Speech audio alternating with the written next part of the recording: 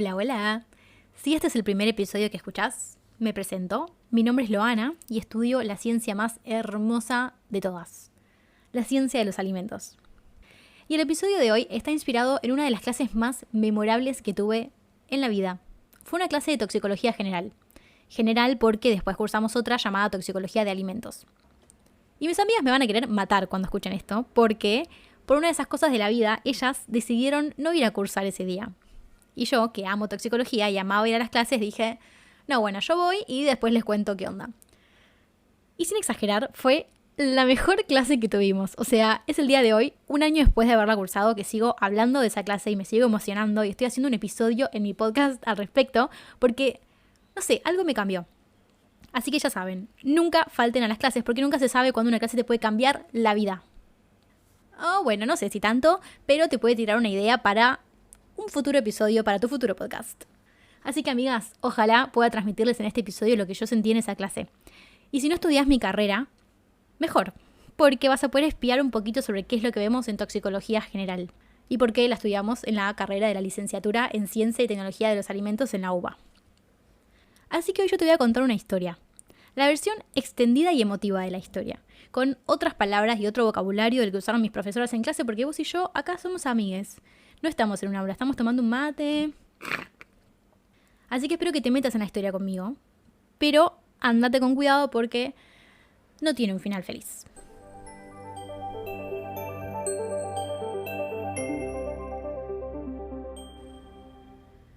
Voy a empezar ubicándonos primero en tiempo y espacio. Esta historia empieza en 1950, hace 70 años.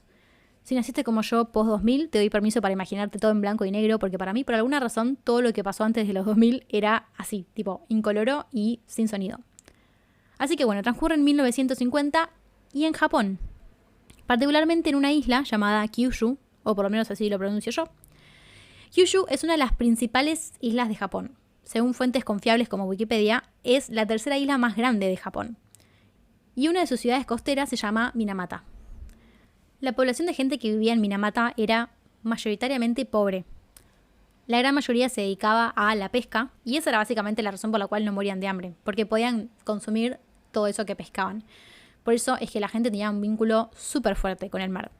En esa época en Minamata solamente había una sola fábrica llamada Chizo y básicamente la gente que no se dedicaba a la industria pesquera se dedicaba a trabajar en la fábrica, pero como que esas eran las dos fuentes de salidas laborales que había.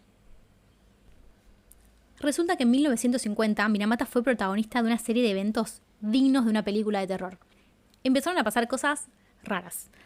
Raras en el sentido de gatos que se vuelven locos y se ahogan en el mar, peces que aparecen muertos panza para arriba, aves que en pleno vuelo caen muertas desde el cielo.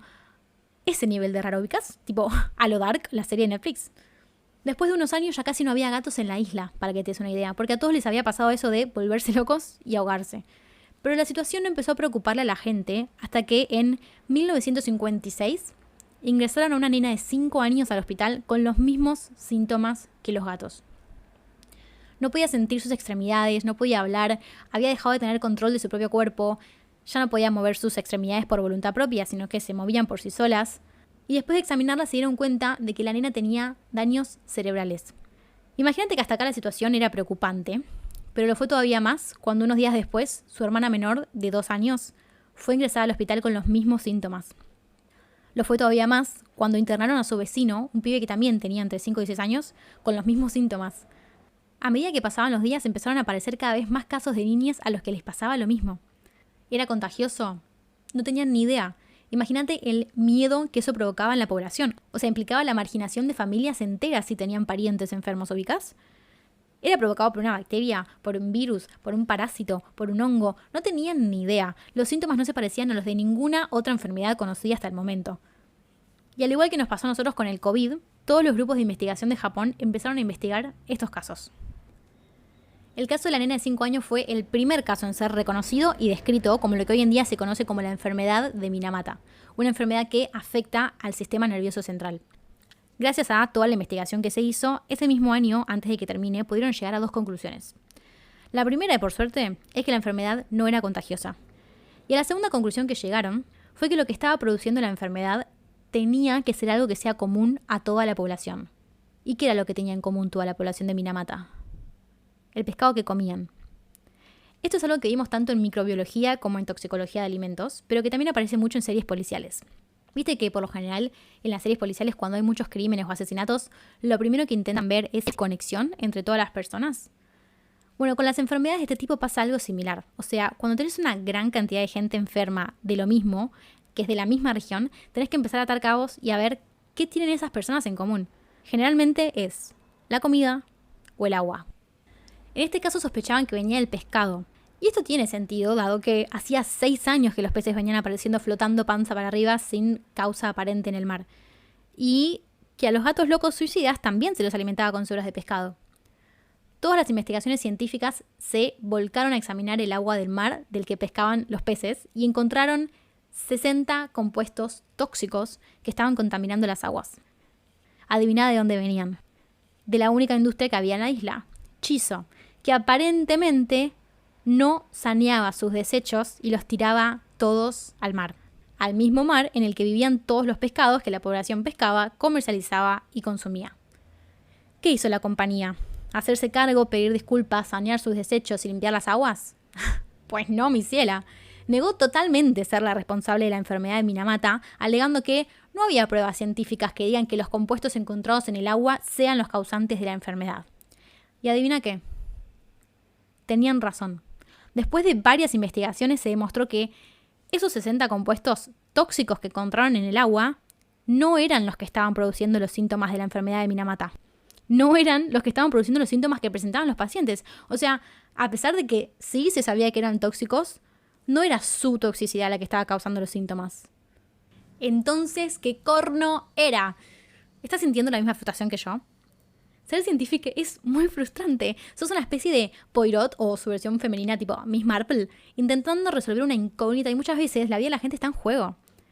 A todo esto ya no era una enfermedad que solamente afectaba a infancias, había muchos adultos enfermos, mucha gente falleciendo a los meses de ser diagnosticada. Fue declarada una epidemia en Japón. Era gravísima la cuestión. Pero los científicos estaban en un punto muerto. Hasta que, 2 años después, Chiso cambió el lugar en el que tiraba sus desechos. En vez de tirarlos al río que daba a Minamata, los empezó a tirar a otro río que fluía por un distrito distinto, llamado Hachiman o Hachiman. ¿Y sabes qué es lo que pasó? La gente que vivía en ese área empezó a desarrollar los mismos síntomas neurológicos de la enfermedad de Minamata. Factor común denominador encontrado. Chiso, te regalaste. No sabemos qué, pero hay algo en los desechos, algo en el agua que está siendo captado por los peces, que a su vez están siendo consumidos por las personas que se están enfermando. Para colmo, Chiso se encargó de ocultar todas las pruebas que incriminaban a la fábrica como la causante de la enfermedad. Ocultó todas las evidencias, disolvió los grupos de investigación que iban bien encaminados y dificultó que los resultados salgan a la luz. Por todas estas movidas fue que recién en 1959, o sea 3 años después de que se haya declarado la aparición de la enfermedad, un grupo de investigadores llegó a la conclusión, y pudo compartir el resultado con el resto de la sociedad, de que lo que estaba enfermando a las personas era mercurio en su forma orgánica. Es decir, se trataba de una intoxicación por mercurio, un metal pesado. Y acá voy a hacer un paréntesis, porque por ahí no tenéis ni idea de lo que es el mercurio, y eso está bien, pero esto no deja de ser un podcast de ciencia y me gustaría que me sigas en esta. El mercurio es un metal pesado, como dije antes. De hecho, si agarras una tabla periódica, lo vas a encontrar como uno de sus elementos. Una particularidad loca del mercurio es que es de los pocos metales que en condiciones normales, o sea, a nuestra temperatura y a nuestra presión atmosférica, es líquido. Por lo general el resto son sólidos. Seguro lo viste en un termómetro, es el liquidito que sube y baja con la temperatura. Ese es el mercurio. Puede generarse de fuentes naturales, tipo cuando hay incendios forestales, cuando hay volcanes en erupción, se libera mercurio gaseoso a la atmósfera, esas son fuentes naturales de liberación de mercurio, pero también hay fuentes llamadas antropogénicas, esta es una palabra que yo aprendí en toxicología, significa que son generadas por el hombre. Y no me olvidé de usar lenguaje inclusivo, si la culpa es de alguien seguro que es de un varón. Joda. Bueno, se usa mercurio en la producción de lámparas de bajo consumo, pilas, termómetros, en la fabricación de lavandina, se ponía mercurio en los arreglos de los dientes, gente. Y bueno, nada, así como el huevo puede presentarse de 3 formas distintas, frito, revuelto y cocido, ponele, el mercurio también. Viste que en ninguno de los 3 casos el huevo deja de ser huevo, o sea, los 3 casos son huevo. Simplemente que como pasó por procesos diferentes, tiene una textura distinta, un aspecto distinto. Bueno, y con el mercurio pasa algo similar. Tenés el mercurio elemental, mi querido Watson. Fuera de juego se llama así, tipo mercurio elemental. Lo del querido Watson lo agregué yo, obviamente. Pero el mercurio elemental hace referencia al mercurio líquido que está en el termómetro. También está el mercurio inorgánico y el mercurio orgánico. No nos importa la diferencia porque total las 3 variedades de mercurio son tóxicas. El tema es que en ese momento no se sabía que el mercurio era tóxico. Por eso no habían buscado en un principio mercurio en el agua, sino que habían ido a analizar directamente todas esas especies tóxicas que ya se sabían que eran tóxicas. Pero claro, Chizo estaba contaminando las aguas con un compuesto que en ese momento se desconocía completamente su toxicidad, que era el metilmercurio, una forma orgánica de mercurio. Hoy en día se sabe que todos los compuestos orgánicos del mercurio se acumulan en el sistema nervioso central y por eso se dice que son neurotóxicos. Y después de mucha investigación demostraron que una intoxicación por mercurio explicaba los síntomas de la enfermedad de Minamata. Y acá voy a aprovechar para introducir un concepto de la toxicología, y es la diferencia entre una intoxicación crónica, como lo es en este caso, y una intoxicación aguda. Una intoxicación aguda es una persona que está expuesta una sola vez a grandes cantidades de un compuesto tóxico, y que por lo tanto se envenena. Puede llegar a morirse o puede llegar a terminar con secuelas muy graves. Pero no siempre son por consumo de un compuesto tóxico, a veces también es por inhalación. Ponele, ¿viste que el agua, incluso a temperatura ambiente, se evapora con el tiempo? O sea, siempre está en equilibrio con su vapor de agua. Con el mercurio líquido, con el mercurio elemental, pasa algo similar. O sea, también está en equilibrio con su vapor de mercurio. Y también es tóxico. De hecho, intoxicaciones agudas por mercurio tenían los sombrereros que usaban mercurio para, justamente, hacer sombreros. Imagínate que estaban todo el día encerrados en sus talleres, inhalando los vapores de ese mercurio líquido que afecta al sistema nervioso central, causa disturbios mentales, alucinaciones. Por eso era muy común que los sombrereros se vuelvan locos. ¿Y cómo era que llamaban a ese sombrerero famoso, pelirrojo de la literatura clásica? ¡Chan! El sombrerero loco se volvió loco por una intoxicación aguda generada por inhalación de vapores de mercurio. No tengo pruebas, pero tampoco tengo dudas. Te lo firmo donde quieras. Caso cerrado. Bueno, además de las intoxicaciones agudas, existen las intoxicaciones crónicas, que se dan cuando una persona consume por un largo periodo de tiempo o está expuesta por un largo periodo de tiempo a una sustancia tóxica en pequeñas concentraciones. O sea, como que un poquito cada día. Chizo empezó a tirar sus residuos en las aguas en el año 1950. Y en 1956 se declaró por primera vez la enfermedad. Fíjate que pasaron 6 años hasta que la población empezó a verse realmente afectada. Eso tiene que ver con el tiempo, pero también con la acumulación de metilmercurio en las aguas, que cada día era mayor.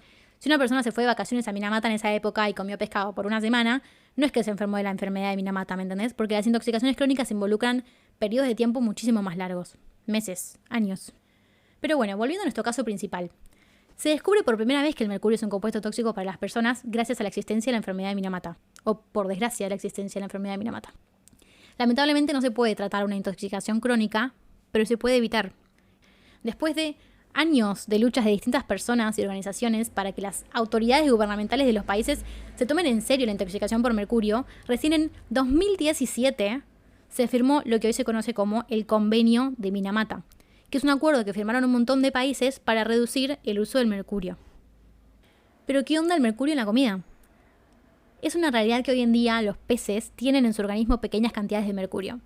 Por eso, un análisis obligatorio por ley que se hace en todos los países es verificar que esa concentración de mercurio no supere los límites permitidos.